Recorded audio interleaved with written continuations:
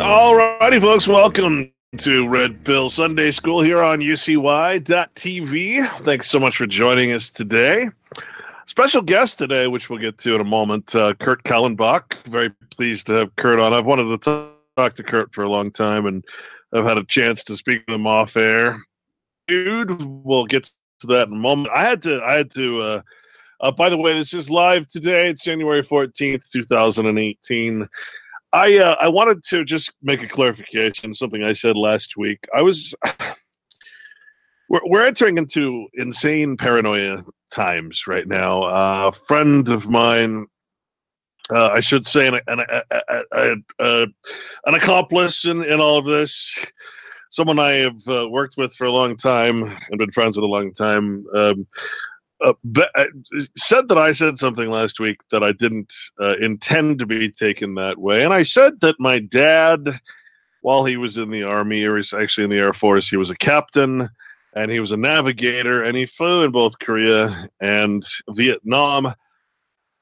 And I made the mistake of not being clear. I said that my dad worked for the CIA. I didn't actually say that. It was taken out of context. And what I meant to say was that after listening to a Fletcher Prouty interview a long time ago and understanding that all of the operations that the United States did, from its drug running to everything else, all the illicit, illegal operations, where there was never an order, a presidential order, or even a congressional order, of course, because there's no declaration of war, to be over there. What happened is a lot of officers and a lot of soldiers were hired temporarily or contracted temporarily, kind of like today, except they contract private security. Back then, all they really had was the military. And so many soldiers, many officers, actually, including Oliver North, by the way, were sent over to the CIA temporarily when they went over there to Vietnam and to several places over there that we were not ever technically supposed to be there, and we never did admit that we were actually there, that kind of thing. Just, we have documentary films that are mainstream entertainment film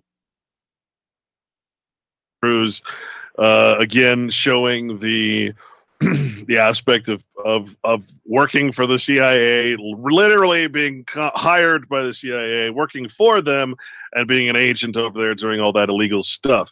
However, again, the CIA, being a presidential or executive office, was over there and it contracted a bunch of soldiers and people. I've talked to several people, one of which is a friend of mine.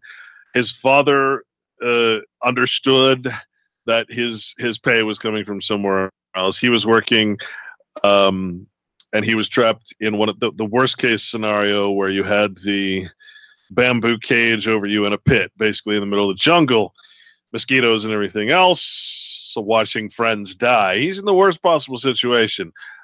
And of course, the military then reports that he's missing in action and presumed dead. So my friend thinks his father is dead. Well, why? Why? They knew he was caught. He knew it. They knew exactly where he was. But you see, absolute plausible deniability. The CIA, they were there in an illegal capacity, so they could not admit that these soldiers were in Vietnam or were in, in Korea. And so that was the same case with my dad. My dad was a navigator, captain, and he was flying those bombing raids over, and this is nothing I'm proud of. I'm telling you the reason I'm telling you this is because I did not mean to imply or start some conspiracy theory. Hey, did you hear Clint Richardson father, just like Jim Morrison and all those people that got exposed that their fathers were working for the military and the CIA? That's not what I meant to say. It was not my intention. Please don't start saying that Clint's father worked for the CIA or anything like that. No, that is not what I meant. This is not a very, very happy subject for me. I had to attend his funeral knowing this fact because we actually looked at his badges, his medals, his lapel medals, and they're very common, very, very common. This one says worked for the president, for instance, and therefore I knew he was not actually working as in the capacity of the military in any legitimate way. So I'm sitting there at a military ceremony. They wanted to fly jets over it, for God's sake.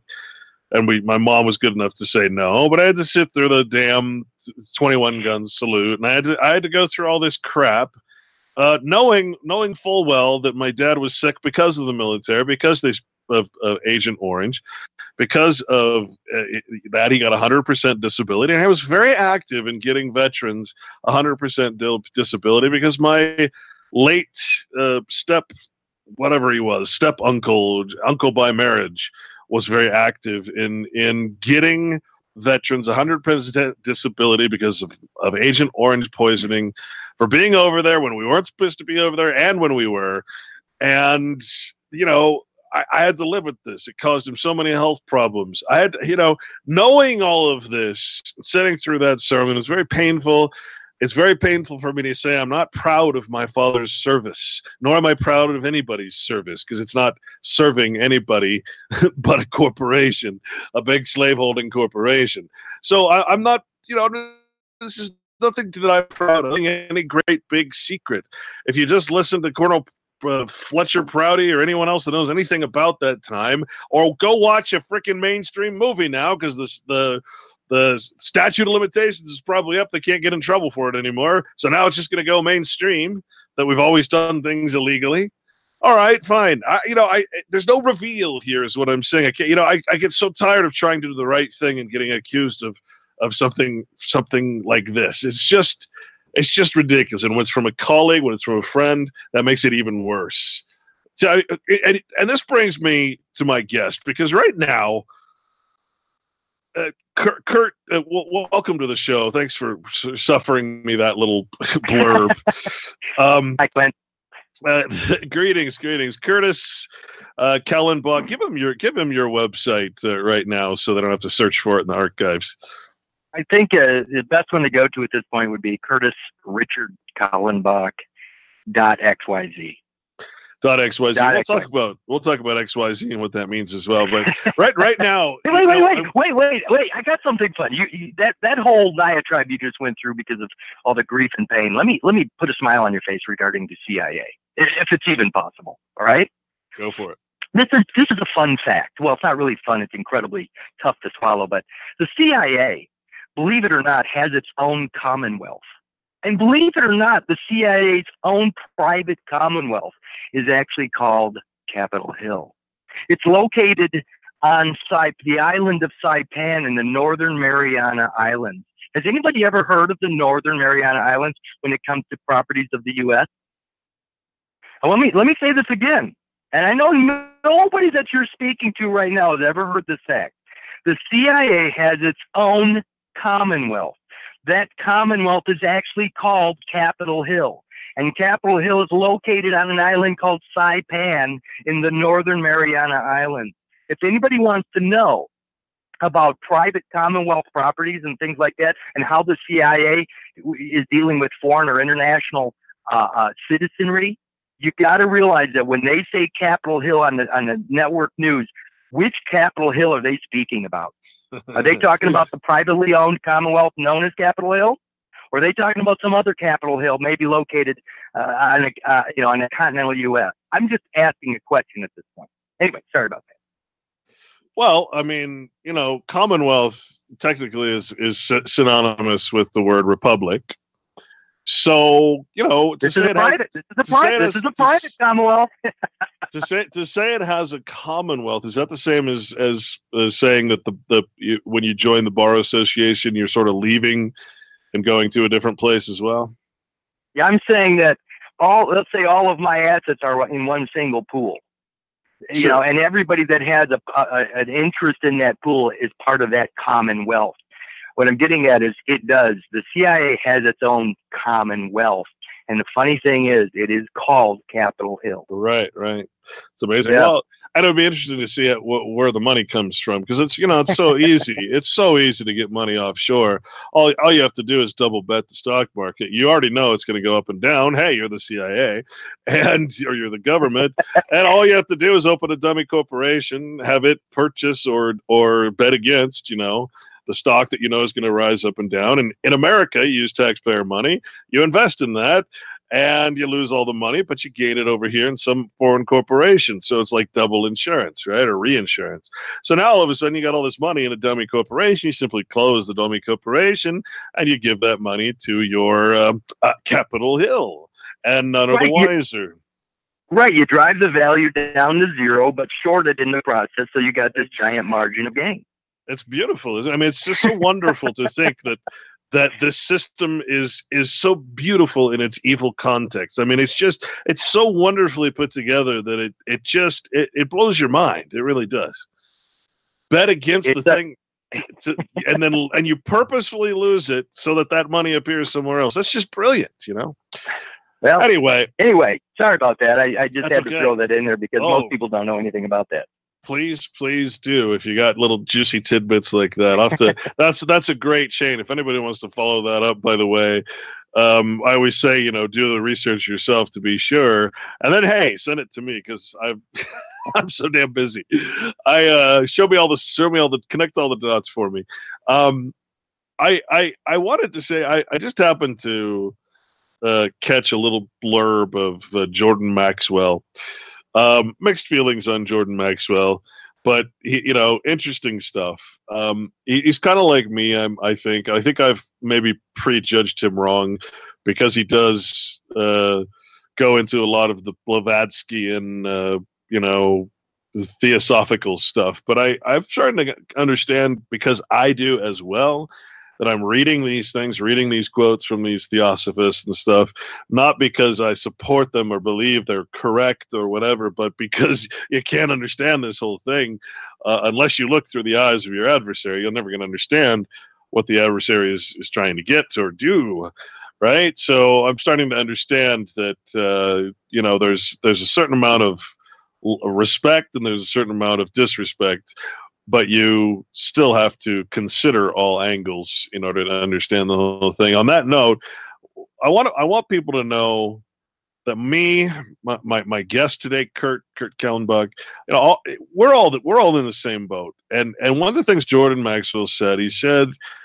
we're basically this is basically akin to living in an insane asylum, where if you ever go visit a mental hospital, or you ever go even visit a prison or whatever, you got to notice that this lifestyle that you see before you, it looks crazy. There's a bunch of crazy people, right?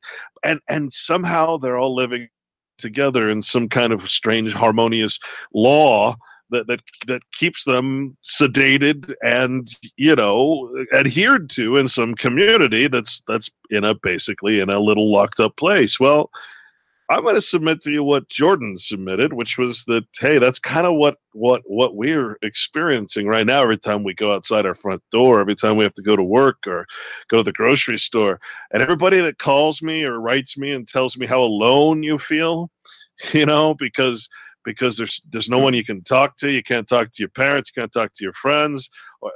They think you're crazy. They think you're nuts. Well, it's because you're entering into an asylum and trying to tell, you're entering into a cartoon and trying to tell people, hey, outside this cartoon, there's a reality and it controls you. This is what we all experience, folks. Don't feel like I have any magical power over anybody around me. I have my conspiracy friends and I have my friends that I don't talk to any of this stuff about. I'm little halfway with my parents. I know what their limits are. And we're all in the same boat. Kurt, do you have the same experience? Are all your friends completely up and apart, or do you have to have some semblance of friendships or acquaintances that just would not accept anything you have to say? After 9 years, the answer is there is nobody. There really is nobody. Nobody that I grew up with would want to listen to this stuff. So the what I would call friends now are the guys or gals that see it for themselves. So I don't have to ever speak about it. So we can talk about anything else but this now because they already know it's true.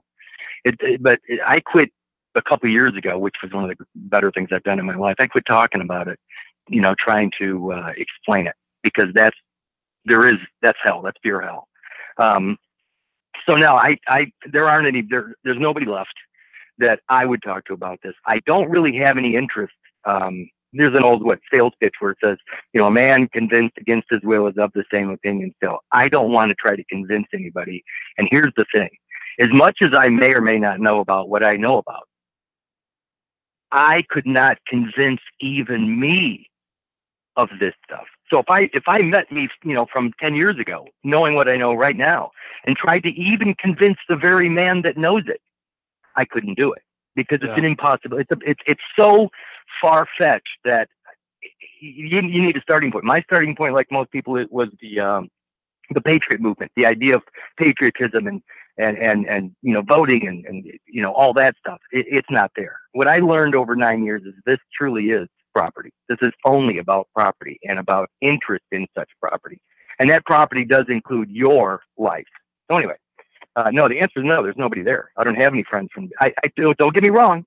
I still have, and I've always been very, very protective of my friendships, but I only have a couple friends anyway from grade school, junior high, high school. I don't drag those people around with me. We are friends because we give each other that much latitude. So yeah, there's a couple guys that we don't talk about this stuff, but they're still friends, and they're friends in what we know to be friends. But the folks I've met over the years in this and this correct. How about the percentage of those that are online friends? What does that mean? I mean, how many people do you actually have? How many people you actually have around you that you see every day or every week or whatever? And how many of those are just people like myself that you met not a few weeks ago and are digital friends? Yeah, I have one guy that has been with me in the whole journey, Kyle, and then everybody else would be these digital friends that have learned. There you go. So folks, everybody. I would say that I have maybe 2 or 3 people that I see on a regular basis, which could mean once a month, that around here. And that's it. That is it, folks. We're all in the same boat. We all feel alone. When I lived in New York City and I lived in the middle of that city, I felt alone. Every time I walked out and it was among all those people, I felt alone.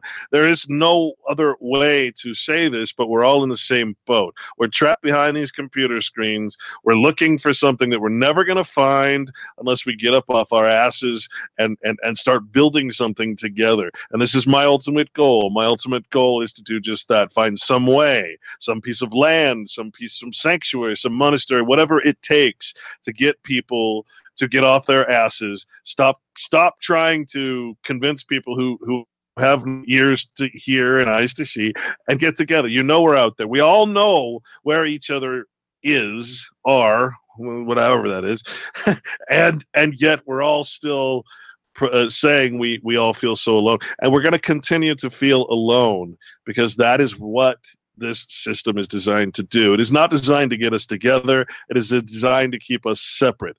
Even though it seems like for those who participate in Facebook, good on you. I never had one, but you might have 500, 1,000 friends, but none of those people are your friends. None of those people are real. You're talking to something that just isn't real until you actually get together and you make something of your friendship. These things are not real, and I say that only in the context that it's designed to keep you apart, not to get you together. That is what this technology has done. It has the illusion, the delusion that we're getting together, but in fact it's drawing us farther and farther apart.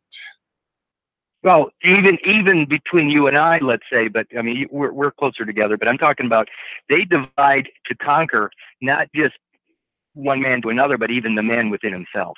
I mean, this whole idea is that the concept of in the world, but not of the world.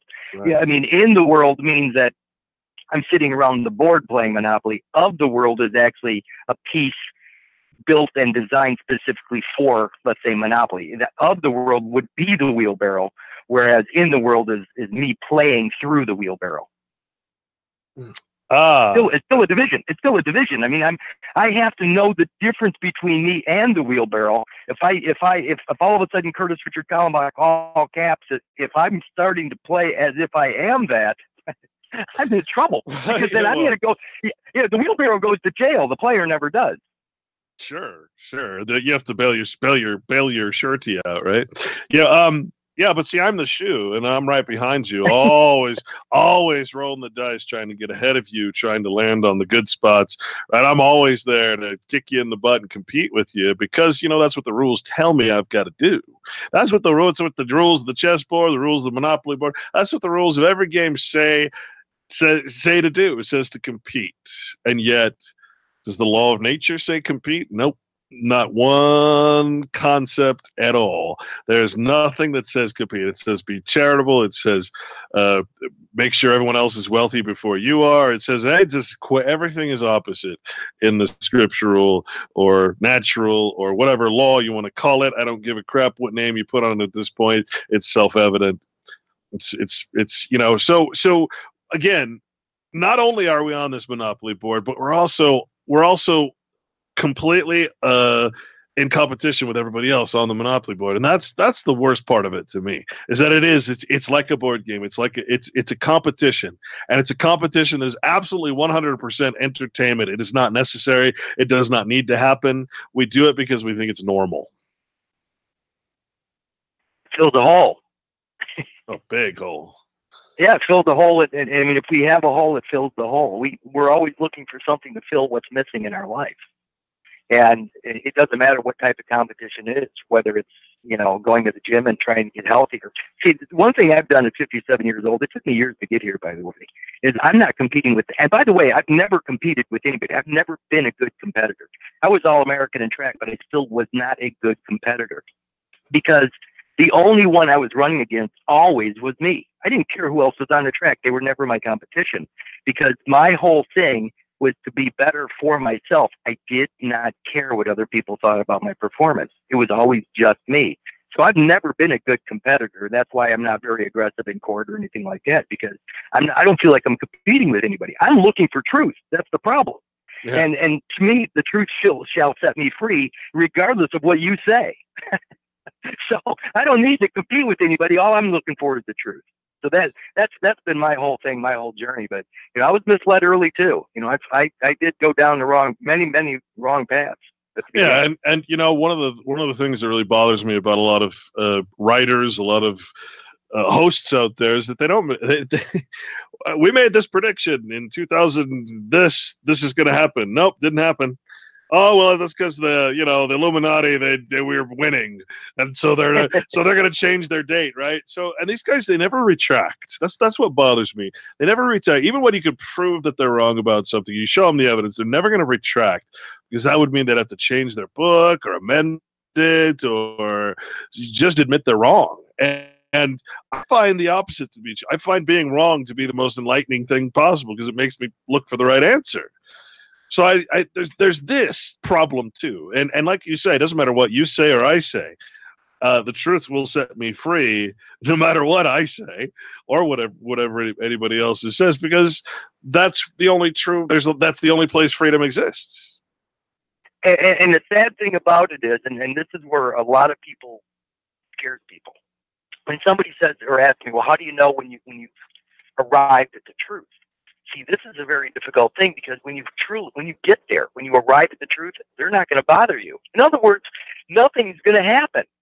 And I mean, absolutely nothing's going to happen. Nobody's going to come after you. The IRS is going to send you letters. Nothing's going to happen. They're not going to say you made it. Nothing is going to happen. So when you finally make it to where you want to get to, you're not going to really know it, because they're not going to acknowledge it. Well, you're going to realize, you mean suddenly I'm private. So in other words, I'm alone. I'm no longer part of that or that. I'm just here. I'm just what I always was, without any, extraneous additional burdens. Without any additional burden. There's no excitement there. It's like a anticlimactic, right? Is what you're saying? If all of the burdens in my life are ones that I've somehow chosen for myself. Yeah. And all of a sudden I start to recognize those burdens, and all I do is start to unload them, basically undress and remove all those characters that I've been carrying. And all of a sudden now I'm not subjected to any of the rules or laws of those characters. Eventually I get down to basically just being myself, and there's no laws but the laws, of nature. And that's the funny thing about it is we don't realize it, but it's the characters we're carrying, which are the burdens that we feel. We feel the burdens through different law, statutes, codes, and whatever. positive laws, but it's only because we choose to wear the character and we choose to do it voluntarily. When we eliminate the voluntary aspect of our time, because remember, that's ultimately what the commodity is. That's Father Time or Kronos is ruling this world. We don't know it. We're even so far lost that there's even people that think they're really, really close to by saying, yeah, this is just like the Matrix. They got our energy. Bull. And I mean bullshit. Here's the deal. When I go out into my backyard with a shovel with the intent to dig a hole, I'm doing it real time. I go out to my shed, pick up a shovel, and I go to the backyard where I want the hole dug, or where I want to manifest or create the hole. I start digging, and eventually, over time, the hole, it exists. It comes into existence. I manifest the hole. Now, did I do it through my energy? No. I did, because energy is nothing but potential. I can only do it by applying the energy over time. If I don't have time in the equation, the potential energy is irrelevant. So the hole never gets dug if I don't apply time. Time is the only thing we should be claiming as far as equity. Because whether it's time in body, time in character, time here, time there, time as a defendant, time as a taxpayer, as long as we don't choose to volunteer our time, we should be getting paid for it. And believe me, the moment you start asking for payment for your time is the moment they stop bothering you. Well, and of course, the whole time their system can't, or without tracked recorded time, everything begins with a time and ends with a time, right? You couldn't get me to pay a traffic ticket if you didn't put a time for me to pay it on there. I'll just wait till I'm dead, right? So everything's based on time. But you're saying the second that you acknowledge that and you say without time you have nothing. So I'm going to give you my time, but I'm going to have you pay for it.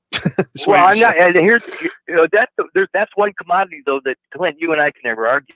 See, if we're new agers and stuff, and we throw the word Gaia around like Mother Earth, then realistically, my molecular structure, the physical body, down to my DNA, that may or may not be the substance of Mother Earth.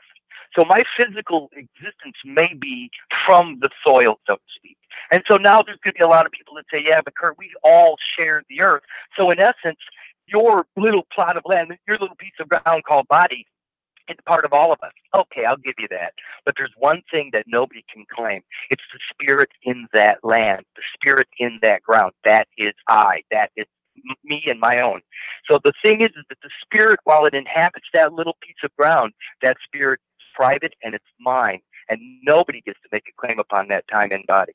So that's my point, is that remember that I exist prior to my body and I will exist after my body. And so even if that period of time where my physical existence is claimed by all, nobody can claim my time. Well, and see, the very fault in this is that time is a word. So whatever time you may say time represents, time is a word. And if you own the word, then you own what it represents, as long as there's agreement and consent, right? So, no, it could be occupation, though. Remember that mentally, you can spend time anywhere. I mean, when I go and go watch a movie in a theater, and I sit my butt down in that chair, well, when that movie begins, am I in the theater or am I in the story? See, the thing is that physically I might be in the sitting in the theater, but mentally my mind is occupied. I'm in that story. So realistically, that's a form of time travel. It's sort of an out of body experience because I'm. Go ahead. Sorry. I'm in the popcorn tub as well. But you're right, yeah, and that's the beauty of being able to. You said earlier you're off the phone. You're a science fiction fan, movie fan, and that's the beauty of being able to actually lose yourself in the movies. Some people lose themselves a little too much and become hypnotized and become lost in the story so much that it affects their lives in ways that are almost incomprehensible, that are hypnotically induced with all the lights and everything. But for someone that can who's aware that that each movie has a certain amount of flashes at a certain amount of time that's designed to hypnotize you, put you in a trance, give you a message, give you that new age rah rah, make you multicultural, make you this, make you that. There's a certain aspect of that you can filter out once you get to this sort of mastery of these subjects, and you can actually watch these things as for what they're intended. It used to be that science fiction was something that would think of the possibilities of the future. Now science fiction has become more predictive programming. This is what's going to happen. You're fucked, basically. You're screwed. Here's how it's going to happen, and maybe give you a little hope along the way. But in any case, you're able to not lose yourself so completely, and you're able to actually see the design behind these fictional representations. And like you mentioned Roger Rabbit as a good example. Yeah, well, that was a tough one for me because I mean I saw it years ago when it came out, and I wasn't where I'm at today.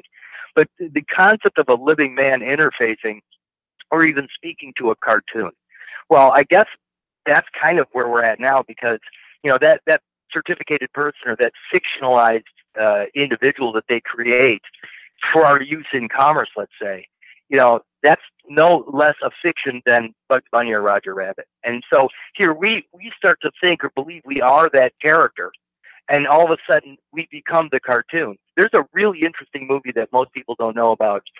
Anybody that's followed my garbage over the years has heard about it, but it's called Phantom Tollbooth. The Phantom Tollbooth came out in 1969, and it had the kid that played in the Munsters, the little boy, and he was the star of this movie. Now, what's interesting is that he was on the telephone with a buddy of his, and all of a sudden there was a flash in his bedroom, and he went and walked in the bedroom, and there's a giant gift box, and it just happened to appear magically, and he saw the card, and he pulled on this thing, and the box opened up, and there was a toll booth right in the middle of his room with a little car that he could fit into. But it's interesting because he got in this car, and it's only about 10 feet from the toll booth itself. The car goes forward. He gets up to the toll. He reaches into the cigarette ashtray, and there were some pieces of silver. I'm not kidding. He takes the pieces of silver, throws them into the toll booth, and he moves through the toll booth. And as soon as he got on the other side of the toll booth, he was a cartoon. And the whole story begins there, and he goes into cartoon land. So the point is that think about this idea of a doorway or a toll booth, where we're in 1 minute where it's reality, but the moment we decide to go into commerce, to go into one of these jurisdictions, it's a fiction, and we can only be in it as a fiction. So the moment we realize it's in the world but not of the world, that we can be in there, but we can only be in there through or vicariously through a character that fits into that jurisdiction or that world. We can never go into that world. We can never go into that courtroom and be heard, because a living man can't be heard in that realm or in that fiction. We can only be heard through a conduit or through a representation, or a better word, the best word I can think of today is surrogate. So, an idol. I mean, an idol. Well, that's what they would. That's the oldest term. An idol that they recognize in their world that maybe has value to them.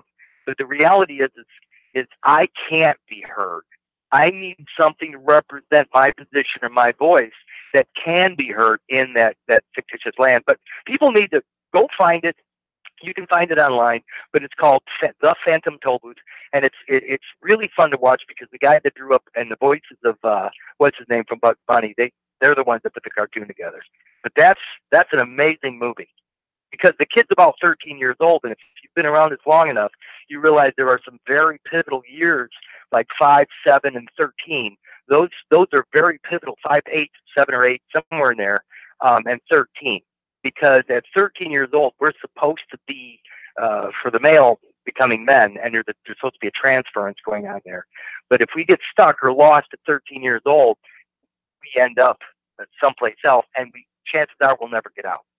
Chances are we'll believe we're in that realm or in that world forever, and we'll die in there. But anyway. Yeah, well, and technology is, of course, getting us to that point by offering us a virtual, visual, contextual sort of world that we can explore things in. And that's one of the most amazing things is when you start looking up the terms that are within that realm, right? You have lands that you can buy. I mean, remember, this is the same thing as saying legal. The legal language is completely fictional. It never refers to anything that is real, only a representation, a title, a name, a person, place, or thing, right? But never the actual substance, only the form, only the, like you say, you're the idol, right? But it's never real. And it what the hell was I just going to say? Damn it! Well, I'm going to piggyback on that concept of real quick, because in the Christmas cartoon, A Charlie Brown Christmas, it's really funny because there's two unbelievable little lines in there. People should look at the screenplay, but there's a line when Charlie's little sister, when Charlie says, "Well, what is it that you want for Christmas?" And she says, "Real estate." So here's a cartoon that's actually saying, "I want real estate." So, I mean, it's pretty. By the way, how many people have ever noticed that in Charlie Brown's the only one with a legal name? Everybody else has just a Christian name. And he gets his ass kicked all the time because he's got a legal name. Anyway. Well, I'll tell you, you basically, what is happening right now is that, in my opinion, the legal system, the legal realm, and what you might call the legal god, if you will, the personification or the anthropomorphization of it is happening. And what's happening is that is turning into this artificial intelligence we keep hearing about. It's turning into the Internet of Things. It's actually getting a virtual appearance, something we've never been able to see before. And what you find is that when you look at all of the codes, all of the laws that are being developed inside of that system, they expressions like IRL, which is in real life in the real world, in contrast to life on the internet. Then they have the digital world, electric spectrum of data, creating, storing, retrieving, and synchronizing. They have digital identity, an online footprint left by the user, i.e. the agent, available across the World Wide Web. Are you leaving a footprint in the digital world? No. Are you leaving a footprint in the legal world? No. Only in the real world can you actually leave a true footprint, right? Something that compresses and leaves a footprint, right? Or whatever. But these are all, they mirror each other, the legal version and the digital version. This is why they're pushing for everyone to have a digital identity. I get this now. The digital footprint, which is the form of the user in form of data in the process of information, right? All of these are the same exact thing, legal language. And so what's happening is that we are being thrust into a digital version of the legal system that's been going on for so many centuries. We're literally becoming that avatar you were talking about on the Monopoly board, but it's digital. So I don't actually have to reach and move. I don't have to roll the dice. The dice are going to be rolled for me. We're literally, the beast is becoming a virtual thing right in front of our eyes, and all the rules are the same. The legal thing is becoming, it's coming into existence as a I don't know how to say it. You know what I'm saying? It's like we're finally seeing the legal system come to life in the form of a virtual artificial intelligence, and we're all going to be buying land, virtual space, and virtual advertising, virtual products, virtual coins, all to feed the AI, all to further the means and the ends of the legal system, which is now the artificial intelligence. Wow. That reminds me, Clint, earlier today I was in Target, and I came home and I realized I had lost my virtual wallet. Oh. I'm going to have to go back there and see if I could find it anywhere. You know where I probably lost it, but I didn't physically go to Target. I went to Target online, so maybe that's where I lost my virtual wallet.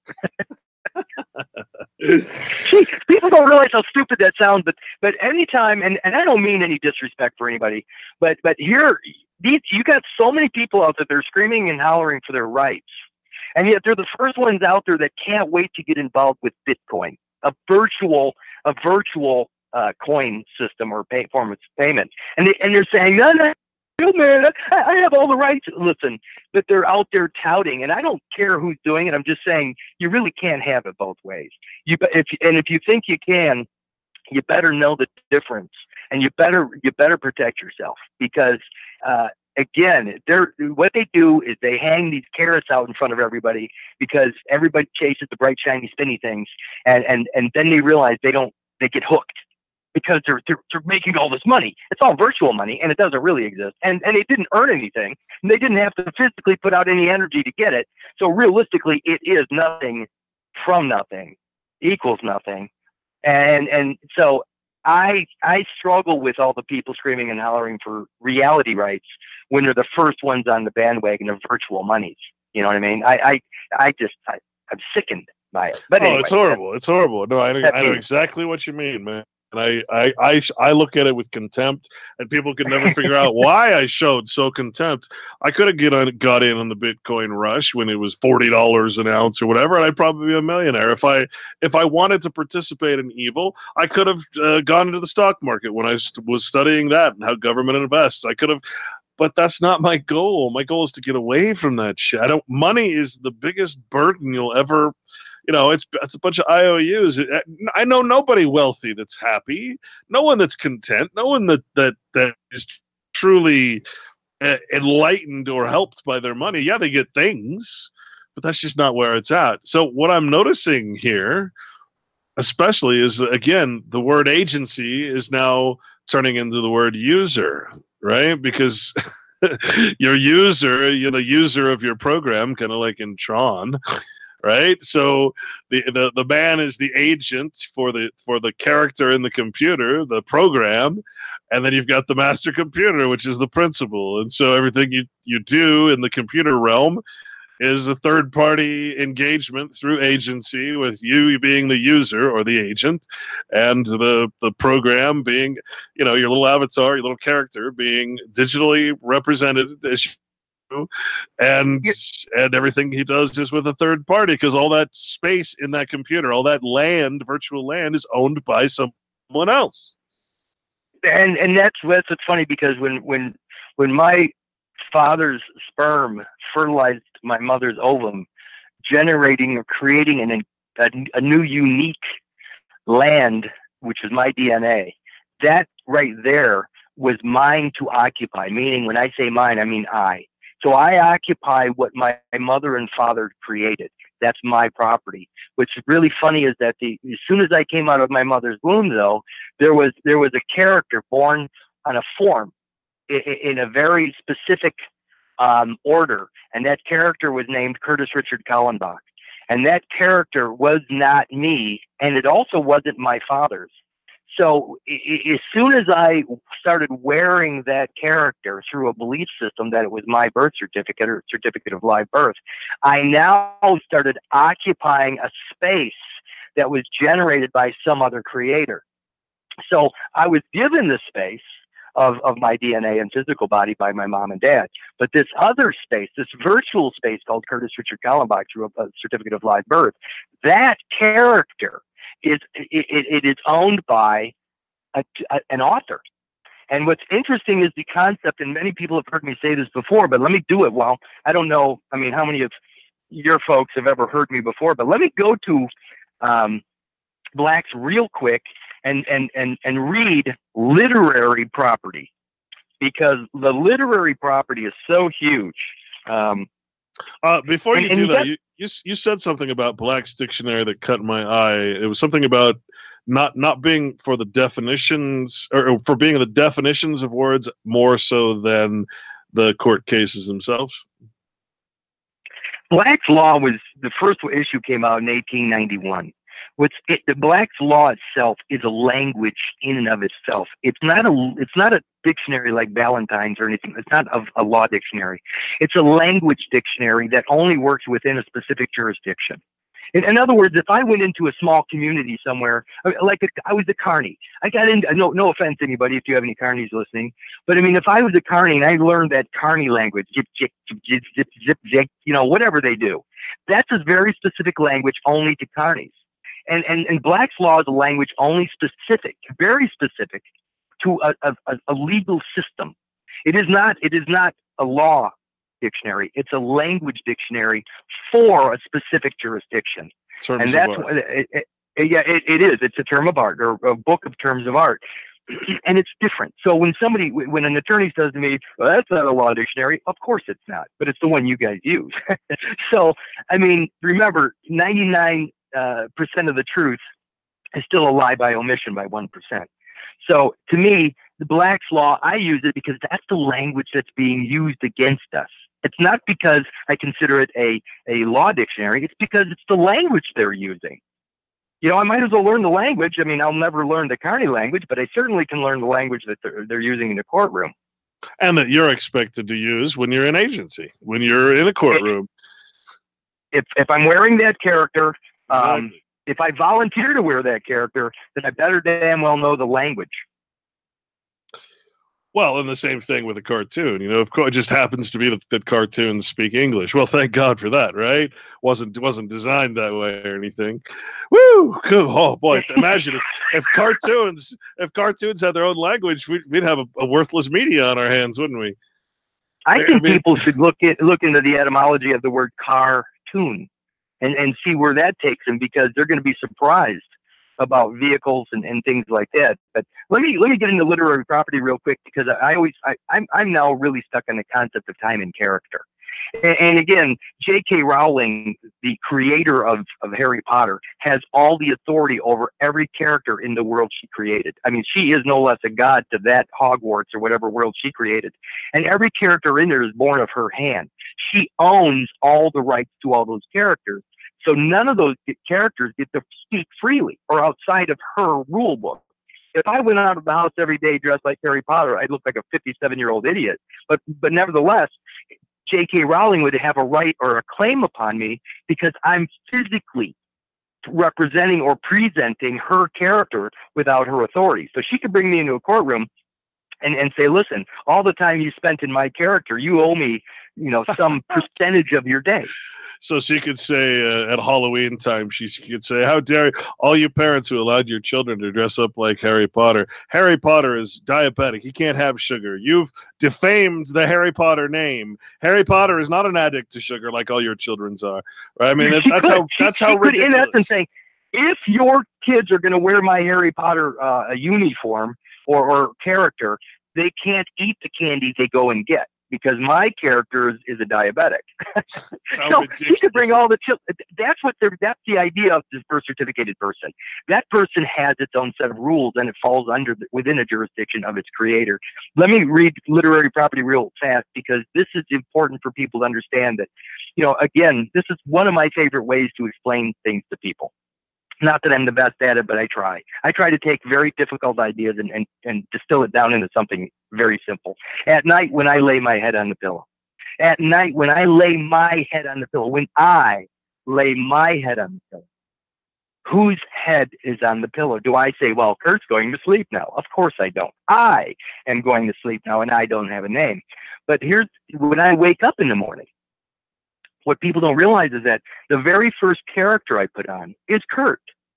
I mean, if I get up and take a piss early in the morning, and when I look in the mirror, I actually see but I recognize that reflection as Kurt. I don't say Kurt, but I recognize that because that's what other people would say. Hey, there's Kurt.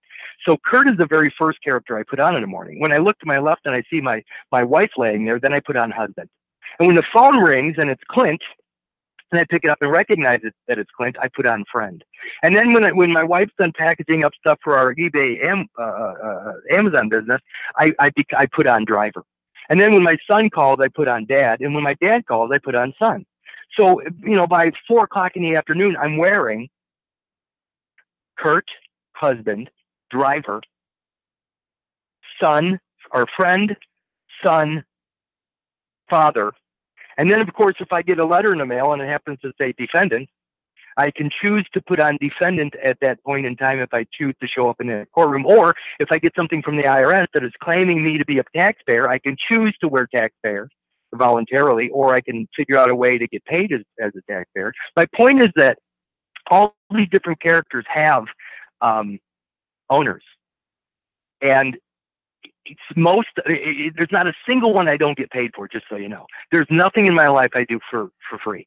I mean, even when I do something for my grandkids, I get a smile back in return. So I'm getting, there's reciprocity in every single thing we do. We don't recognize it as such. Oh, I would do that for nothing. No, you did it for the smile. You did it for the feeling you got in your heart. You always get something, because if you don't get something in return, it will be extinguished.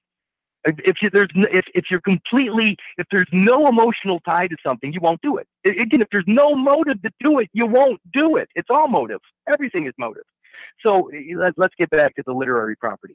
The literary property is actually something wearing the creation of an author. So here's what it says in Blacks on page 841. It says, literary property may be described as the right which entitles an author and his assigns to all the use and profit of his composition, to which no independent right is, through any act or omission on his or their part, vested in another person. In other words, J.K. Rowling can never vest me with any of her characters. I can never be vested with Harry Potter. I can never be vested with any of her characters. I can be assigned it to use. This is an occupation or a use now, but I can't be vested in it. It goes on to say, literary property is the exclusive right of owner to possess, use, and dispose of intellectual productions. So when they want to kill off Curtis Richard Kallenbach, they can kill Curtis Richard Kallenbach anytime they want. Can they kill me? Well, here we go. It says, to use and dispose of intellectual productions, the term denotes the corporal property in which an intellectual production is embodied. Wait a minute here.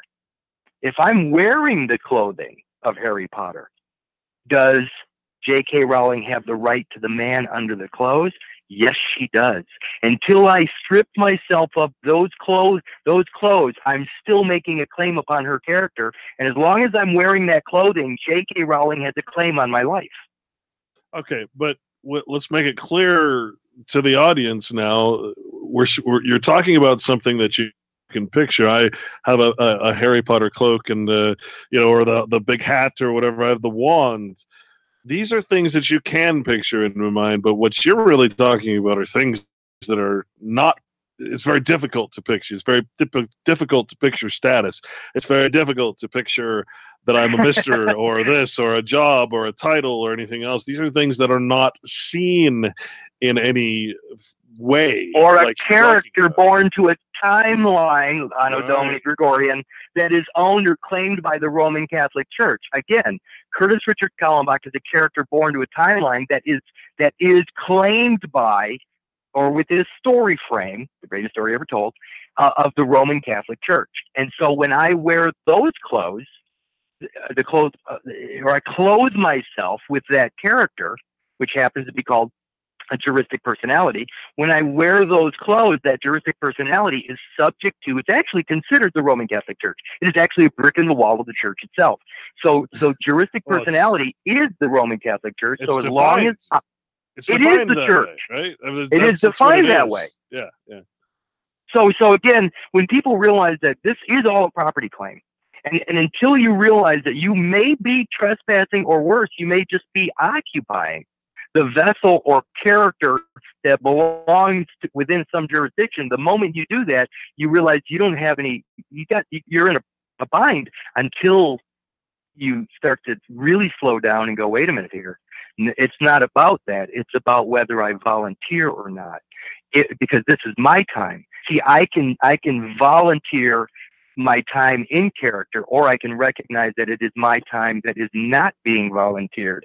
And the moment you recognize time as the commodity that you control, now the voluntary nature of your actions come into play. And now the 13th Amendment comes into play, where it says, neither slavery nor involuntary servitude. You can remove the involuntary servitude by saying, no, you know what? My time is worth more than that, taxpayers. My time is worth more than that, defendant. It's worth more than that. And until you pay me to play, until you pay me for my time in character, by the way, the concept of subrogation has been coming up a lot. And when I put my time into a character over many years, let's say I put my time into Curtis Richard Kallenbach for 57 years, I actually have 57 years of time served equitably. So who has the greatest claim upon Curtis Richard Kallenbach that has ever existed? Me. So my time served could easily commute any sentence that they ever try to lay on me because of the 57 years I have time served. People got to realize time is the greatest claim they can ever make. Time. Well, like I said, it doesn't exist without it. There's no, this is, and this, I'm really getting kind of having some revelations here, because now I'm starting to realize that the digital identity cannot be separate from the legal identity. There has to be one and the same. No, it absolutely can't be. Again, they may be creating another dance floor, so to speak, or another plane of existence, but there's still one's tied to the other, which is tied to the other. They're all connected. They have to be, because they have to go all the way back to the source of their creation. And remember that Curtis Richard Kallenbach does not exist without me coming out of my mother's womb. So the source of everything is me. So this is why we have what is called, what's it called, the dark net? Because probably the best one. I don't know. Well, yeah, it might be the best one. The black market of the internet, and the reason that, and I realize the reason they're calling that is because the people that are on there are not legally identified. They're in a digital identity that is separate from a legal identity. That's the difference between the black internet and the white, or the one that's controlled, if you will. That's the difference. Yeah, the secret agency that they basically granted all of us. The secret agent. Right. Oh, that's actually really enlightening. No digital identity. There's no point to it unless it's attached to the legal identity. Without the legal side of it, the digital identity, nothing can be enforced in the digital realm. And without the substantial side of it, the grounds upon which the legal identity is rooted, which is your property. See, that's people don't understand. Go ahead. I was just gonna say I'm just tripping out, because this is what we've been talking about. That means the AI, this digital realm that they're creating, it really is. It has to be the legal realm personified, anthropomorphized into something. I mean, that's freaking me out right now, because I'd always consider it's a hall of mirrors. Yeah, it's a reflection of a reflection. It's the legal beast coming to life, in life being fictional, but still it's coming to fruition. Just it's amazing to me. Yeah, scary. I mean, it's fun though. See, again, I'm having a good time now, because everything is founded in reality. I mean, again, even the digital doesn't exist without the legal, which doesn't exist without the actual. And again, there's nothing of Curtis Richard Kallenbach exists without me being born. I am the source of everything. And so when you go to source, and of course that source, I'm only speaking of me. Let's do something fun here for a second, and learn the difference between, origins, source, and all that stuff, because people don't, the source of all man, I don't know, let's just say, without any belief systems, I'll just say that man showed up on planet Earth physically, let's say 100,000 years ago. I don't know. I'm just throwing a number out there so we have something to talk about. So man shows up, the first man that actually is relative to us. I'm not talking about everything. So man shows up 100,000 years ago. That's the source of man. Now, the funny thing is that that's not the origin. Because people don't, they got to really hear me on this. When I show up, I'm the source of my timeline or my life, but I'm only a point in time, or when I arrive, it's an origin. There's a point of origin that is along a timeline. The source is the very beginning of everything. When I say everything, I'm talking about man, but then you can go beyond that source to the source of everything. And then the source of man becomes nothing but a point of origin within all source. So it's Russian dolls, so to speak, and it keeps going ad infinitum, as big as it can get, all the way down to as small as it can get. And they're all different levels or planes of existence. And until we understand that we're dealing on such a small level, and we can't expand our minds because we're watching football today and drinking beer. Yeah, but I think the reason why we're watching football and drinking beer, I think the reason we are so distracted is because we've actually been sort of tricked. We've been entrained almost to think that we know it all, that we've reached the age of know-it-allness, so we can just relax, go to Burning Man, do nothing at all, the computers will, right? The robots will do it for us. It's like we've lost our imaginations. We've lost our wonder. We've lost that the Bible talks about the mysteries and how man is not supposed to know certain things. We are not supposed to know what the hell is in space, for instance, the eternity that is that universe. We're not supposed to know these things. We're not supposed to know what makes the sun. We're not supposed to know what the center of the earth is. These are the beautiful mysteries of life, and it's wonderful to look at them and wonder about them. But it's another thing to say, well, I know that the center of the earth is a ball of core, and it turns and it spins, and I know that outer space contains this, and that dark matter exists, and that the Big Bang happened, and all of this this knowledge that can only be known by the full spectrum that we call God, or whatever you call it, existence, right? We've been sort of we've had that wonder stripped from us, and talk to any scientist who will say, we have to kill this life form in order to understand how it lives. Right? We have to kill it so we can deconstruct it and see how it lives. That makes a lot of sense, right? And yet the maximum of law in science is that you'll never understand source. You never will get to the source of life or anything else because you're not God. You're not the creator. We've been put into this sort of dead space, if you will, this virtual reality where we don't wonder about reality anymore. We just wonder about how we can alter it to our own ends, and that's a very dangerous place. That's the loss of, I think, spirituality, is when you stop wondering about nature and you start thinking it, you start abusing it and start creating your own reality. False reality. It's so nice though, Clint, to just not worry about it. I like not knowing. I really enjoy it, and I also like not worrying about not knowing. It's so beautiful. It is, and here's the sad part. One of the saddest things that ever happened in my life was realizing, and I don't mean to offend anybody, but when my mother died in 2001, she was 63 years old, and I realized that I never knew her. For 63 years, she was on this planet in reality, and I never knew her just as a woman, as a being. I only knew her as mom. I put her in so many bad positions as mom because I expected her to be my mom all her life. I never saw her just as another being, another woman. And only after she passed did I realize, man, she had all the worries and fears and everything that I have. She died at 63. I'm 57 now. She died in 2001. And the funny thing is that I didn't ever see her as anything other than mom. My sister passed away, my older sister, by the way, in 2007 at 47 years old. I'm now 57, 10 years older than she is. And I never knew my sister. Why? Because we were sold an idea that we will see these people later on in some sort of heaven.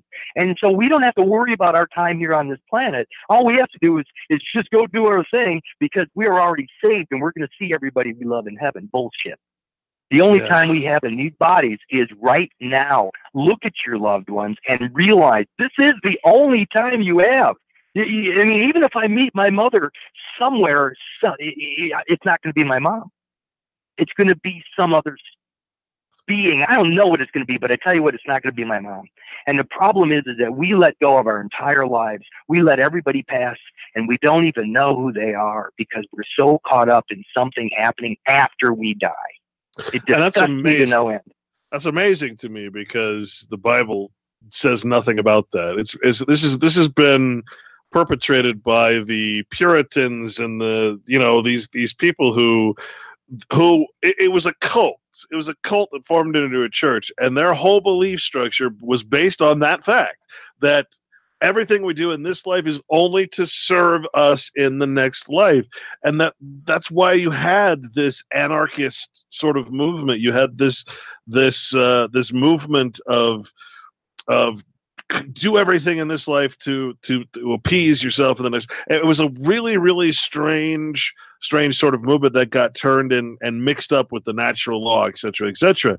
And now there's this sort of mix of those two things. And that's what became sort of religion, is this notion that the Bible says something other than it does. Why do you, I mean, what purpose is the Bible going to serve you in some other life when the Bible is the law of the nature of this life?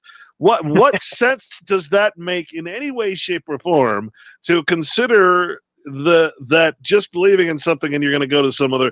Why would you create this entire book of law? Why would you create this entire structure built on the law and laws of nature of this world if all that matters is the next? This doesn't make sense in any way, shape, or form. Well, if it's true, you just shoot yourself in the head and get this one over with. You know? Oh, no. You can't do that because I'm sorry, but that's self-destruction, which is known as suicide. Yep. And so by the way, it is self-destruction. When I take on the character Curtis Richard Kallenbach, it is self-destruction. I have executed myself. I'm missing now. I'm gone. In fact, even legally, they consider me missing, presumed dead, because the character that the fiction has no life to it. Well, it is self-destruction to take on that character. You do this spiel? It's the difference between, I and me and myself, that kind of thing. This is one of my favorite ways, to explain I won't say the Trinity, but I just did. But the concept, there's a legal term, by the way, because it's called breaking bulk. Breaking bulk. In other words, things need to be bound, i.e. bond. They need to be bound together. Now, here's what's interesting. When you're standing before a mirror, the image in the mirror, so you got to think of the concept of me, myself, and I. Those three things need to be bound together, all in one time, all in the same place. Time and space have to correlate. You've got to be it's called the present, by the way. Me, myself, and I, all in the present moment. Time and space, one place. Here we go. So I go and I stand before this mirror. The image in the mirror, the reflection, is myself. In other words, it's me. It's the image of me. It's my conscious ego idea of what I'm seeing or what I think other people see. So the image actually is the me. Me. It's all about me. That's the ego. And that's the image. It's also a reverse image. It's like the opposite image, right? So you're Well, and that's even worse, is that people don't understand the image in the mirror isn't a reflection of you. It's actually a counter you. Like it's the opposite. It's not, if I stand in the mirror with a hammer in my right hand, the thing looking back at me has the hammer in its left hand. Yeah. So it's not me at all. It's reversal of me. It's the reverse of me. But so anyway, me is that thing. It's the image, or what I believe to be what other people perceive me to be. So me is the reflection. The myself is the substance being reflected. So it's actually the physical being, or the instrument of God, so to speak, the substance that is being reflected. It's the man that's standing before the mirror is myself. It's property. That actually is my property, by the way. Myself is my property. But here's the crazy thing, is that me, myself, now I am the consciousness, or the self-evident awareness looking through the eyes at the reflection that's reflecting the substance, which is myself. So my consciousness is the I, looking through the eyes of the myself at the me. So when people understand that you have to have, I think of it this way too, is that to me, myself, and I are kind of like, to keep those things all bundled together, all in the same moment, is if all of a sudden I put my ego into another character that travels into another jurisdiction, I have just broken that bulk, that thing that needs to stay together. And my mind now is in a character that belongs in another jurisdiction. I've lost my mind. I've lost my head. And the head is the capital. So I've lost my capital. And that's what people don't realize, is that if your mind is in another character, me, myself, and I are not in the same place in the same time. So that's a very important thing for people to understand. And to clarify, you're basically saying that what you just explained is I, me, and myself are properties of the same thing. In other words, you're to have control of those three things at all times. The second that you allow, just like oxygen is a property of water, the second you take away the oxygen, what do you have left? H2. Okay, so you have a gas now, right? So you have to maintain control of those properties. And this is why I say, when I say that your children are your only real true property, I don't mean property in the legal sense, because the reason that your children are property of the legal system because of the birth certificate and everything else is because you allowed this trinity. You've allowed your child's rights and property to become something fictional instead of something real. So you have to always maintain a grasp on that trinity, that mind, body, and soul, that concept, so that one of those things doesn't go and be influenced by something else or even controlled by something else. And that, I think, is what you're trying to say, is that to keep the entirety of self, me, myself, and I, in as one, in the present, and never apart. In other words, those three properties are never separated and turned into the property of another. In 1542, I think, Ignatius Loyola, the one that began the Jesuits, he came up with an idea that the entire planet could be controlled if they could capture the soul of man. They've done it. Here's how they did it, is remember that me, myself, and I, the eye looking through the eyes at the reflection back, which is reflecting the myself, that eye is the spirit, is my spirit. If my spirit leaves my body, what does that leave me with? What is a body without a spirit called? A corpse. Yeah, corpse. It's dead.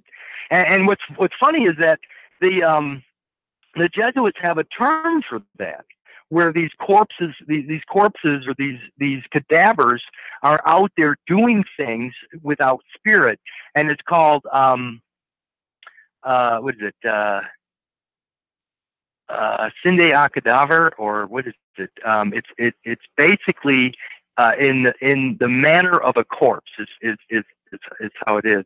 Anyway, yeah. So when they remove the spirit from the body, in other words, when my spirit goes somewhere else, if I put my spirit and energy into another character, then this body, this gift from God, so to speak, has basically dropped to the ground. It is an empty suit, so to speak. This one, it dies. So now I've died by putting myself into another character, or my spirit into another character. I'm gone. I'm sorry, I just said it. What's a spirit without a body? a ghost. Mm-hmm. So what they've done is by separating the spirit, I'm talking about on paper now, maybe with just a birth certificate. When you claim that other thing, you're separating, and I like to call it church and state, the separation of church and state, because the state of mind is a state of mind, and the church is the temple or the body itself. So when you believe it's okay to separate the church and the state, the mind from body, or the spirit from the body, they got you. And again, all these different things fit in. It's not any one thing. So when people start to try to do one thing and not realize that, there's a cause and effect, and even the effect is a cause, you better just slow down and go and try to find the source of it, the very root of the problem. And the root of the problem is always going to come back to what I've found myself is going to be a property claim, a legitimate property claim. And really what I've found, even on a spiritual level, is my spirit in this body, in this realm, in this time, which is the present. So again, it all comes down to the time while I'm here now. And that time is my time in this body, and I get to choose the characters that I wear, and I can either call it voluntary on one end, but when I don't want to wear the clothing or the suit of that character, I have to make it clear this is not voluntary. And that's where equity comes into this equation, is remember that even if I didn't know about Curtis Richard Kallenbach being the creation of somebody else, or the composition of somebody else, but I've worn that character for 57 years. I actually have an adverse possession right to that character. And over 57 years, I have time served as my equity. So I can actually take their property, what they created after 57 years, and have total claim upon it through adverse possession, if I understand equity and if I understand time. So what was not mine is going to be mine. Now think about all the stuff, all the property you earn through their character. Now you have a claim to everything earned through that character. Does that make sense?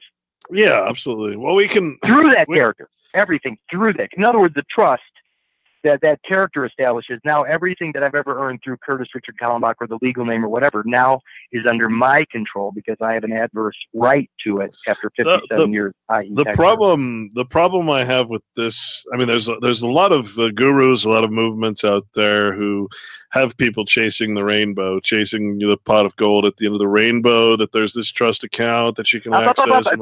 Be careful because remember, in nature, everything at the end of the day is zero. Sure. So when everything is equaled or zeroed out, when I finally have access to everything that's happened in the past, all it does is lead me to zero. There isn't anything extra. Boy, well, that's forgiveness. Yeah. It's forgiveness. So everything's been forgiven. The problem that I think people aren't seeing is that if you find that money, you know, if you pretending that this money exists, and I'm telling people, no, stop following these people. There is no rainbow. It's an optical illusion, and you certainly will not find the end of the illusion.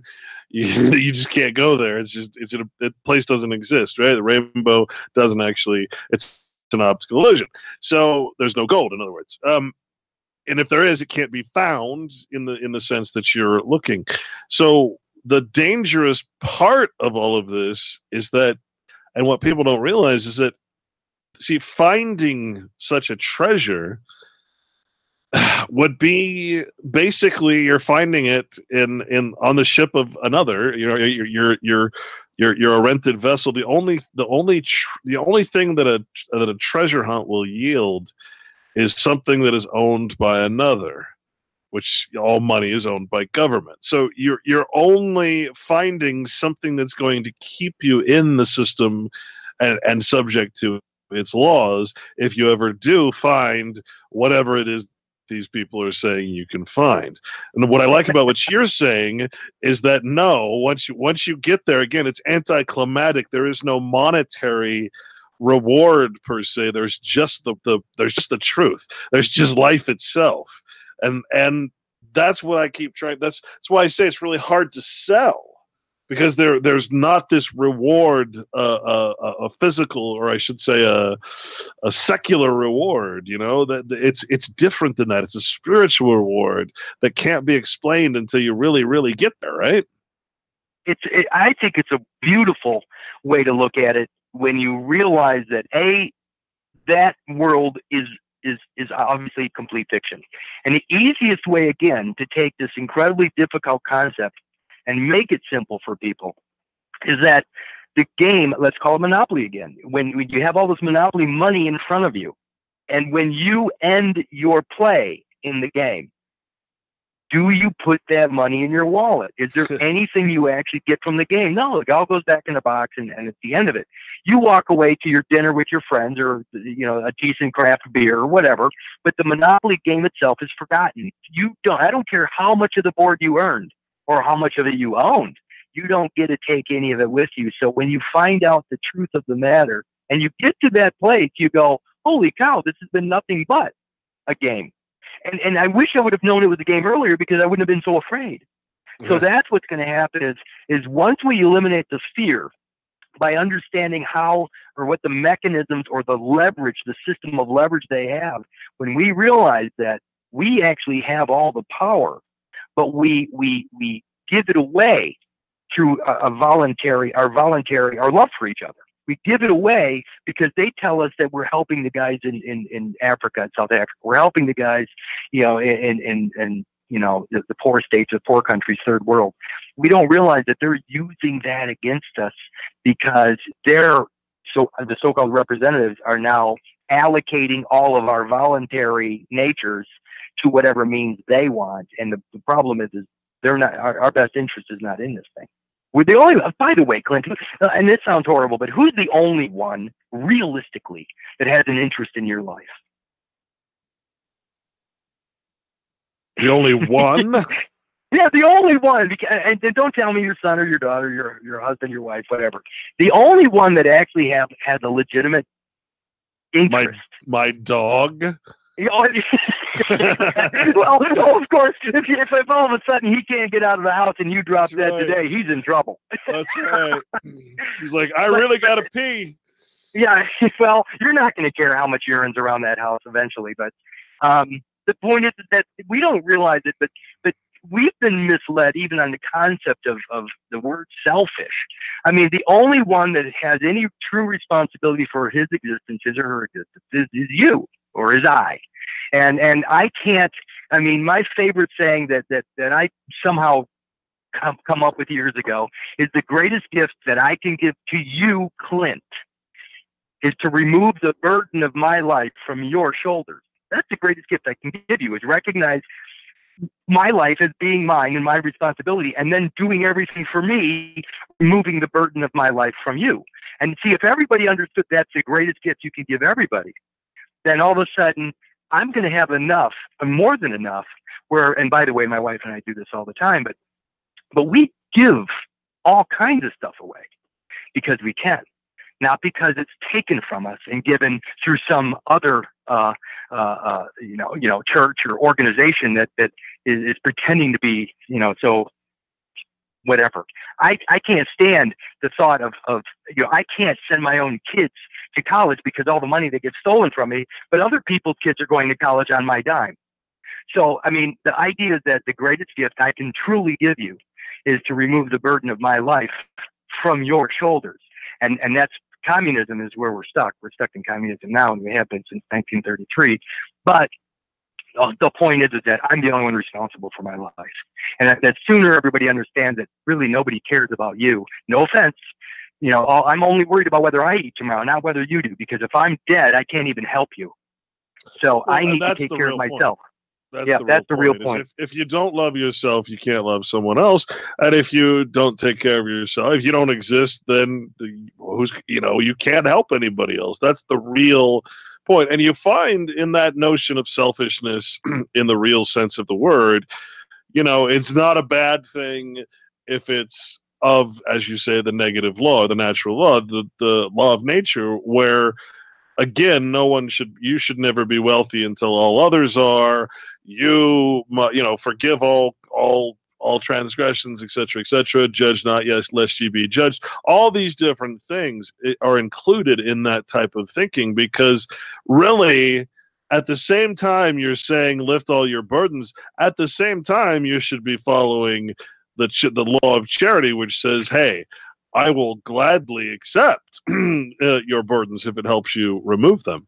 So you're sort of in a dualistic concept there, where you don't want to burden somebody, but at the same time you're supposed to be there for other people's burdens. Well, the beauty about the biblical concept of love thy neighbor as thyself automatically precludes that you love yourself first. The neat thing about it, though, is when I learned how important my life was to me, I automatically knew how important your life was to you. Mm. Now I have an automatic connection with you. It's going, well, if I love my life this much, then Clint must love his life. So I got to treat him as I would want to be treated myself. It's very circular, but it's the most beautiful thing in the world to recognize the idea that, listen, when I'm actually happy with the man in the mirror and go, wow, I love this existence. And then I look at you with the same wonder going, well, he's got to love this existence. And so why in the world would I harm him? Why would I steal his shit? Because, he's just like me.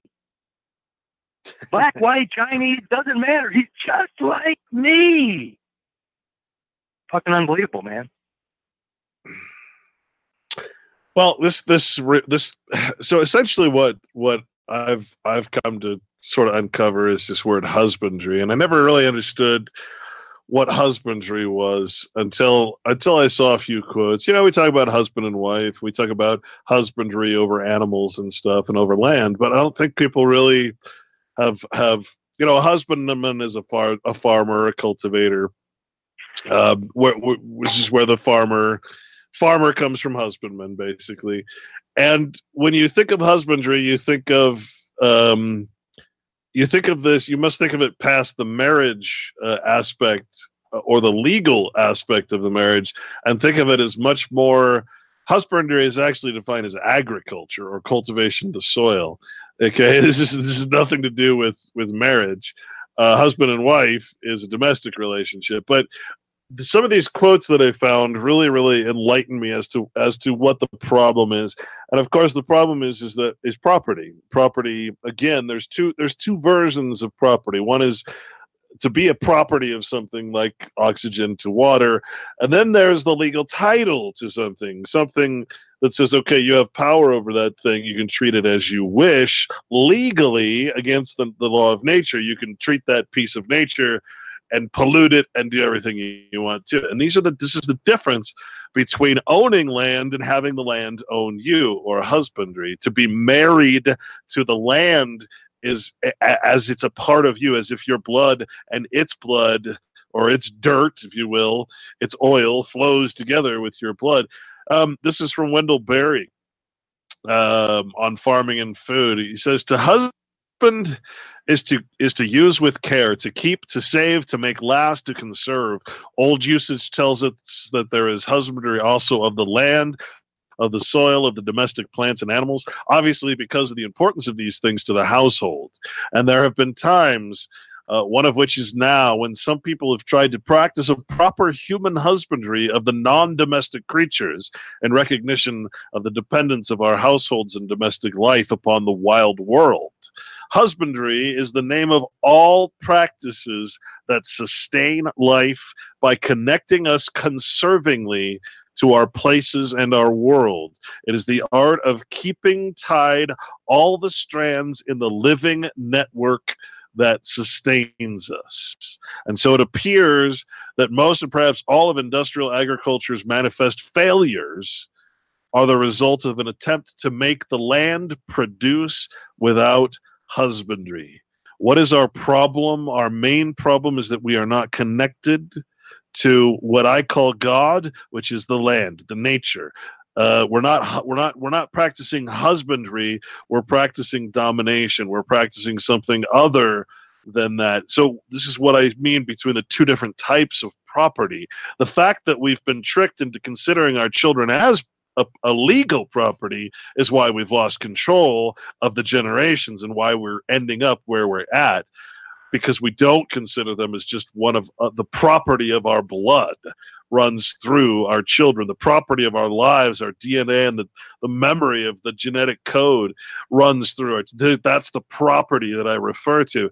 And instead, that beautiful concept was turned into the fictional evil concept of real property. Real as in real estate. Real does not mean real in the legal language. And so our problem is that we are not practicing husbandry towards anything at all.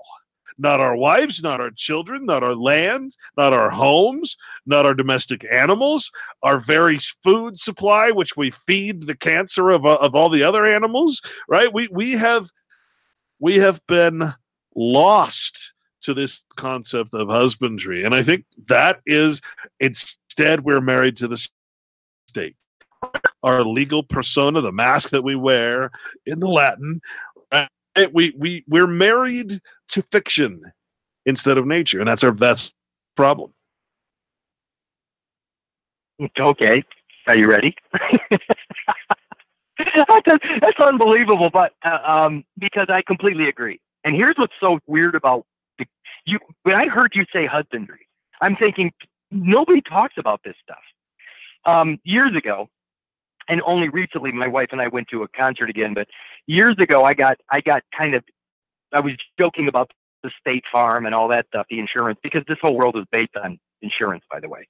But what's interesting is that last year, about a year and a half ago, my wife and I went to a Jethro Tull concert, and believe it or not, this particular tour that he was doing was based upon the name of the band and the man Jethro Tull. And Jethro Tull, historically, let me see if I can pull this up real quick. Jethro Tull, believe it or not, was an agricultural inventor, and he was one of the first British guys that brought about what's called the British Agricultural Revolution. Now, the acronym for that is what? Let me say it again: British Agricultural Revolution. BAR. The Bar Association is not this thing that you've heard it. The Bar Association is a group of men that their entire being is to work upon land and livestock. That's the Bar Association. They're dealing with land and livestock. That's all they deal with. And so when you start to dig around and look into what the bar actually is, it's land and livestock. And that's what they're dealing with in the courts.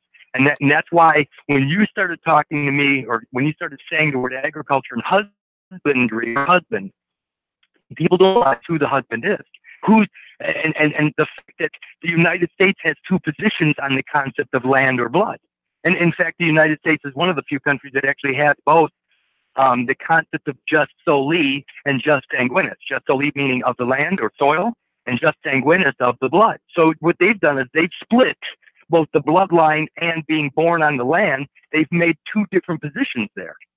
One is agricultural, or the husband side of it, and the other is bloodline. So they've made it impossible for you to, in fact, it's called diversity of citizenship, but they've made it impossible for anybody to bring these two positions together until they understand that you cannot separate where you're born, the soil upon which I was born, from the bloodline of my father, because that's really what they're looking at, is the bloodline of dad. But so this is where the split comes in. And this is why I say it's so important to understand what happens at the hospital. When baby comes out, baby's born, let's just say, in a hospital that's physically located, in my case, on Winnebago County, which happens to be in the state of Illinois, or Illinois State, which happens to be part of the Republic, i.e. the 50 state union. That's Illinois. And that's the soil upon which I came out of mother. And there's actually documented evidence of that happening. The problem is that the other material that come out after me, let's just say it falls to the ground or goes unclaimed and then considered abandoned. This is where it gets interesting, because that property falls to the ground, metaphorically, and it falls to the ground of the county or the township or whatever, and it's picked up through eminent domain. So the property left behind, the DNA left behind, is now part of a different system. It falls to the soil. And once it falls to the soil, it's picked up through eminent domain, and there's a legal case called Haslam versus Lockwood. And and this is, by the way, this case came about in 1870, the very same year the District of Columbia was created. So Haslam versus Lockwood is about waste material left behind on public lands. So, and who has a right to make the claim and things like that. If you don't lay claim to your property that was left behind in the hospital, it falls to a different jurisdiction. It literally falls to the ground. And upon the falling on the ground, it's subject to a different set of laws. So again, this whole system is based upon the idea of abandonment of your property, picked up through. By the way, it can only be picked up through eminent domain by condemnation. It's condemned. It's condemned property. Just like when you're, God damn it, when something is damned. It's damned because you didn't think it worthy enough to pick up. So in other words, that brother, sibling, sister, whatever you want to call that material that they call born alive that comes out of mother's womb after baby, that actually is a citizen or a subject to another dominion, another land. And again, people don't understand how important Haslam versus Lockwood is.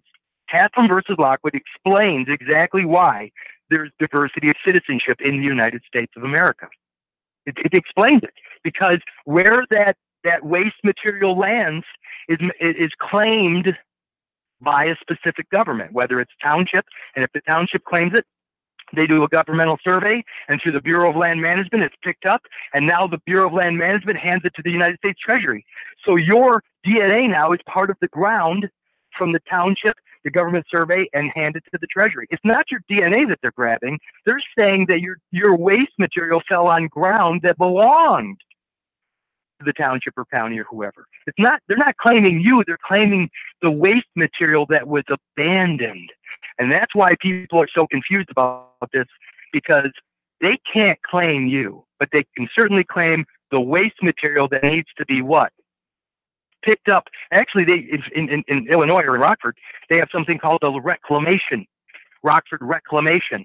And so they're reclaiming reclamation. The reclamation service comes in and it cleans up the mess that was left behind. And of course, whatever costs were incurred to clean up the waste material, obviously now there's a lien on whoever owns that property. It's like you leaving an old jalopy in your front yard and you're screaming saying, Kurt, you got to get your junk out of my yard, otherwise, I'm going to put a lien on it.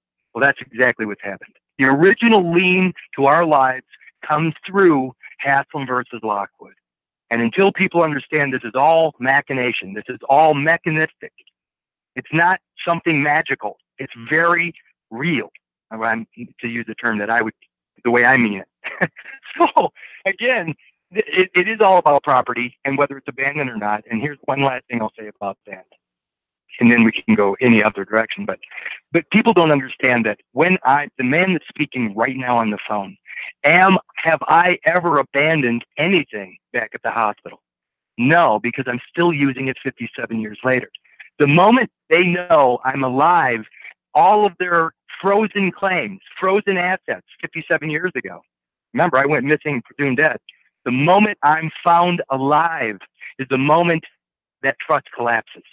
And the only way it collapses is if I make a claim upon what is lawfully mine, which is everything that came out of mother other than mother's maternal afterbirth material. So again, that's how weird this is. This is about property, but it's not about mine. It's about the waste that falls to the ground on state property or county property as waste material. Well, I listened to that, and I get the picture of what you're saying. It sounds to me like that should be taken as a metaphor more than anything. But I either way, you have to know the literal to understand the metaphor. But that is a way of explaining all of this. That is an interesting way of looking at it. What's the court case again? Haslam. That's Haslem v. Lockwood. And interesting. So the word, it's the horse poop. Yeah, and it only happens through abandonment. Only when the horse poop is abandoned does the horse poop become subject to all these erroneous claims. It becomes treasure found. It's treasure trove. It's treasure trove. It's absolutely treasure trove. And we call the United States around here, we call it a big pirate cove. So it's not, that wouldn't be, that's what it is after all. You're talking about, which is interesting because that comes from, the afterbirth. The concept of afterbirth is actually called secundines. So like secondary. And it's the membranes. You mean the second coming? Sorry. Well, if you look at other words that begin with the word, secu, you find secular, for instance. So to secularize. So you're talking about the membranes that the fetus is wrapped in the womb, the afterbirth is what they call it. And you look and you see secure, you see secularize, and you see pretty much nothing else. Yep. Section.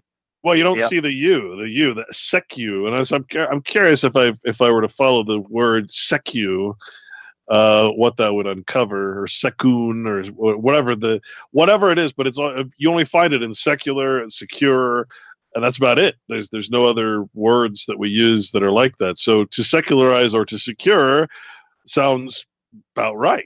You're securing a deed, essentially. You're making a person. You're seizing a found property, foundling. So it actually does kind of make sense when you start breaking down the word. And it's kind of fun though when you understand that the afterbirth itself is called a birthday cake. So the placenta is actually called a cake. So this birthday cake, by the way, only has two elements in it. You were talking about something that makes up something or is a part of something else. The birthday cake, i.e. the placenta, has two elements. And those two elements are maternal material or maternal afterbirth and fetal afterbirth. In other words, it has your DNA and mother's DNA bound together. And so you got one cake with two claimants. And the really funny thing is a few years back, some friends of mine in Ohio got somebody at the county level to acknowledge that all birth certificated persons are female. Now think about that, because they're saying that the placenta or the maternal is the only thing left behind, but there isn't. It's yours too. So if you don't lay claim to that happening or that event, then remember there are two potential claimants, you and mom. And if somebody else is acting on the behalf of mother's lineage, I call it the mitochondrial DNA, or the mom's lineage, the female lineage, which is the Roman Catholic Church, by the way, there's already been somebody that has acknowledged that Curtis Richard Kallenbach is female. So every birth certificated person in America is only identified by the female or the maternal afterbirth tissue. So there are no males in America. There's only females. And if you think about that concept just for a moment, you'll realize that that emasculates, or it makes it so there's no inheritable property in America. Right. So in other words, we're like in grammar, you have the feminine, the masculine. The masculine is always more powerful than the feminine. Of course, you have the sexists out there who will take that in a completely, illogical, emotional way. That's not what's meant. It's just that it's always been known in grammar that the feminine is inferior to the masculine. It's a very important part of grammar, and I think that's why they're changing all the words now, so that there is no masculine or feminine in any of our language anymore, so that we can't even another way of emasculating us, emasculating our very ability to communicate authority. So yeah, it's an interesting thing to watch. So it is legal castration too, though. It's a legal castration where males have no right or authority over their own families. And again, that if I lay claim to Curtis Richard Kallenbach as me, then I become the female side of the equation, and I have no inheritable extem considered a bastard. So how does this go into your concept of an alternative timeline? It's just Anno Domini versus their Anno Mundi or whatever. Because now again, here I'm pulling up the word secular. Comes from secularis or seculum, which means the world or an age. Well, of course, we're in a separate age, a separate sort of self-contained commercial age that's been created from the year zero, i.e. the year of the Lord, whatever that means, the year of the Pope, because we always have some Lord, don't we? That's some replacement of Christ or replacement of God. That's what the king is. That's what the Pope is. So how does this? I'm saying this actually fits into what you're saying, because you're secularizing the quote unquote afterbirth. You're secularizing the feminine is what you're saying. And what's interesting about 1582 is when Pope Gregory wanted a second or an additional calendar, the Western Catholicism in Rome, as opposed to, I think it was Constantinople. Constantinople was the Roman capital but they adhered to what's known as Orthodox Catholicism, where the Western Roman Catholicism became the Anno Domini calendar. They have two different calendars within the Roman world, and they are 13 days apart. So think about that. In Roman Catholicism, there are two calendars, and the two calendars have a separation of 13 days. One is the commercial version, and that is the Gregorian, and one is the what is it? The I just said it. It's Orthodox, and I call the Anno Domini Gregorian calendar, which is the same, commerce, because that's the one that's used in global commerce. But the Orthodox calendar is also Catholic, and that's the Julian calendar, and they're 13 days apart. Yeah. Let me say something. I'm not going to go into the Anno Mundi yet. Let me finish this off, because this is where it gets crazy. So if I have a split between Orthodox and commerce is Gregorian, Orthodox is Julian. I have a commercial calendar and an Orthodox calendar. One I call the God calendar, or the reality calendar, and one is used specifically for commerce. And if you look up Gregorian, it's a commercial calendar used globally. So they're 13 days apart. One interesting side note on this is that they were still using the Julian calendar globally, and in 1776, or actually around 1773, I think, America was still using the Julian calendar. Thomas Jefferson said, under no circumstances on my tombstone are you going to say I was born to the Gregorian Anno Domini calendar. He wouldn't even allow it. So these are guys that knew the difference between a commercial existence and reality, and to claim the lineage of the character born to the Gregorian, which if it says AD, that's a Gregorian Anno Domini calendar. That's pure commerce. Pure commerce. Which is another word for secular. Exactly. But here's what's fun, is I have a friend, a very good friend, that was born in the canon law-based Puerto Rico. In other words, it's still under canon law of Rome. And through the Spain and Portugal and what's called the Ark. What is it called? Anyway, I'll think of it in a second. He has two birth certificates, and I'm not kidding. I long before I ever met him, I was on this 13-day differential. And when I finally met Jerry, he said, "Kurt, you're not going to believe it." I said, "What?" He goes, "I got two birth certificates." I said, "Really?" He says, "Yep, same birth, same boy, same baby, two different dates. He has two birth certificates, one Anno Domini or Gregorian and one Julian. He has two birth certificates 13 days apart." Huh.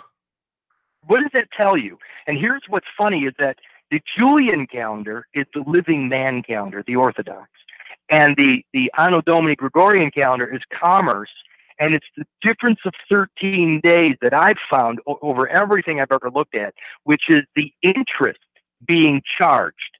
In other words, if I'm using the 13-day in advance Gregorian Anno Domini, I'm using something 13 days before I have a right to it. Is that not a loan?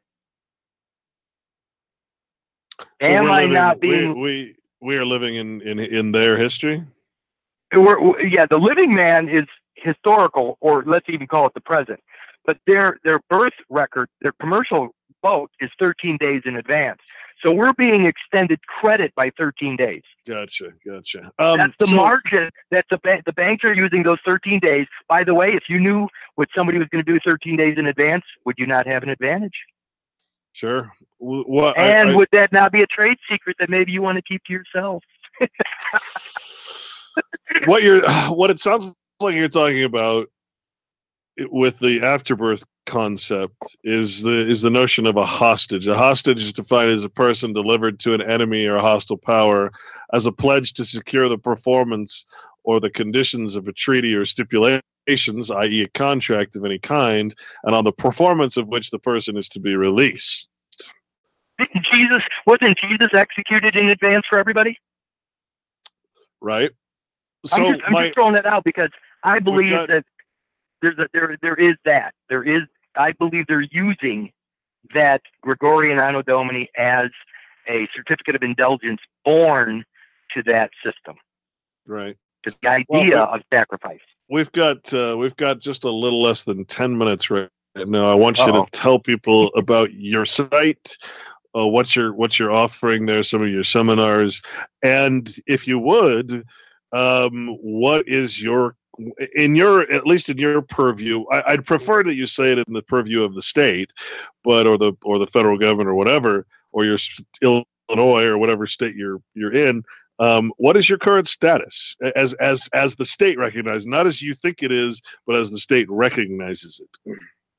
There was a day a few years ago when I walked into the county recorder's office, and the recorder herself came out of for no reason, after something I'd recorded. I won't say what it was, but after something I recorded earlier, a month or so earlier, and she came out of her office only with the intent to say, "Hi, Kurt."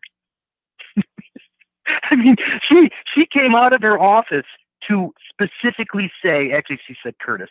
Hi, Curtis." Think about that. So the county recognizes me as something other than Mr. Kallenbach or Curtis Richard Kallenbach. I did something even a couple of years ago where the county recognizes me as being in a different position. So that's that. I don't know how to answer the state level, but some interesting things have happened over the years with my son and what have you. But as far as what I'm working on or what I'm doing now, I know that I've done enough to situate the living man, i.e. the one that's speaking right now, really knowing his position. The thing I'm doing now is I'm taking control, full control, through equity, an equitable claim, and that would be time served or even the biology that was left behind. I'm taking control of that vessel, i.e. I'm going to use the word surrogate because that's the word they use. Now, let me read one thing, and this is where I'm going. I'm writing a document right now that gives me total control over the surrogate, in other words, the commercial vessel, and any time that anything ever happens that is involving that vessel, i.e. surrogate, or idol, if you want to use that word, I have control. I'm the first one they talk to. I'm the only one they'll ever speak to about that surrogate. Listen to this. This, by the way, is verbatim out of the Uniform Power of Attorney Act. Verbatim. And this is, remember that in their system, you need to have a voice. You need to have a conduit through which they can hear you. And you can't do it as a man. You got to do it through a character. And the power of attorney, there's a difference between agency, power of attorney, and all that stuff. This is specific to something called an attorney in fact. It's very specific. It is not agency. It's an attorney in fact. So I'm working specifically with writing a letter that is giving the power when an incapacity arises. In other words, the death or whatever of the principal. So here's what it says. This is, by the way, something they wrote. This is not my words. It says the primary purpose of the Uniform Durable Power of Attorney Act was to provide individuals with an inexpensive, non-judicial method of surrogate property management in the event of later incapacity. Now, here's what's crazy, is that vessel, that Curtis Richard Kallenbach, all caps, is the surrogate. Absolutely 100%. Here's what it also says. It says the success of the Uniform Durable Power of Attorney Act is evidenced by the widespread use of durable powers in every jurisdiction. It doesn't leave anything out. It wants to gain the power over this vessel, this surrogate. You now control everything, every movement on the monopoly board. Nobody can get past you without going through the attorney in fact. This is not agency. This is beyond agency. So I'm writing it right now to where I capture all the authority ab initio or from the beginning. Well, you can't. So let me ask you this, just to clarify, because you can't become higher than your principal. You can't become higher than the creator of the person, right? So you're still subordinate to no, because that the reason is I have because of that equitable claim over 57 years of time served, I have an adverse possession claim, meaning that whatever land they thought, whatever grant they thought, I now have total control, even beyond that of the creator. If I bought a piece of land and I didn't mow the yard of the grass on the other side of the wall, or on the other side of the creek, if I didn't do anything for 10 years, and that guy over on the other side of the wall or the creek has been taking care of it, in court, they will award that piece of my property to that man after 10 years. And I don't ever get to speak about it again. That's what I'm talking about when it comes to adverse possession. I've had this property now for 57 years. I've been using it and putting all my time into it for 57 years. I have time served and all the equity in this character. I'm going to gain control of it through an attorney-in-fact positioning. Not me. This has nothing to do with me. This only has to do with the surrogate. And until people understand that it's the surrogate they're having problems with. Okay, well, here's the problem. Here's the problem I have with this. Again, you have to recognize. I mean, that thing that you're talking about only exists in their jurisdiction. You can't use it anywhere else. So you have to. I'm good. I'm good with that. You're still under that authority. You're still under that system. But I control it. This is the first time where I can say no, thank you, not interested. They can't force. Well, remember that right now, because you've abandoned that vessel, you've abandoned the surrogate, you've abandoned it. Now the bar association or whoever else wants to come in and rule over it without your voice. All I'm doing is putting myself in a position to stop things from happening or not using it at all. But I have the control or the power over it to do so. People don't realize that, again, it's back to in the world but not of the world. I know the difference, and I know that I don't have to. I can say I'd rather not play tonight instead of having somebody knock on my door saying, oh, by the way, there's a warrant out for your arrest. No, there isn't. Because I didn't agree to the terms of whatever it is you guys. Remember, these guys are acting in a trustee or fiduciary capacity over property that's been abandoned. And that's what they're doing. They're only using it against you because you've abandoned. They created a vessel for you to use in commerce, but everybody has abandoned their position to it. It doesn't. So we don't get to argue whether it exists or not. That's the problem. We don't get to say, I don't want to play. I'm sorry, Kurt, but there's already a vessel in play in your name with a deposit on your behalf in the game. So either you let us play for you, or you take control of it. There is no way to say no, thank you at this point. Okay, so on your website, tell people your website again. Well, yeah, CurtisRichardKallenbach.xyz, and next month I am going to offer a private class for about 10 people and everybody else that's ever done anything. It's a one-time payment deal for everybody. But so next month, probably first or second week of February, I'm going to be bringing out this attorney-in-fact appointment. But I'm going to be teaching everything about it that leads up to it. It's not just going to be this document. It's going to be how it's all connected, kind of like this conversation tonight in a 1-week class. So that's what I'll be doing in February. XYZ, you did want to say something real quick about XYZ. Is that not yeah, true? Go ahead. XYZ is an interesting idea because when I discovered that the flat Earth, as I see it, is nothing but the paper realm, the paper world. And when people start reading about flat Earth, they're going to realize that this stuff is not new. It's old, and it's not about the physical world that we think it is. The idea of flat world or flat Earth has been around, and they've been joking about it because it's the paper realm. It's where it's the XY axis.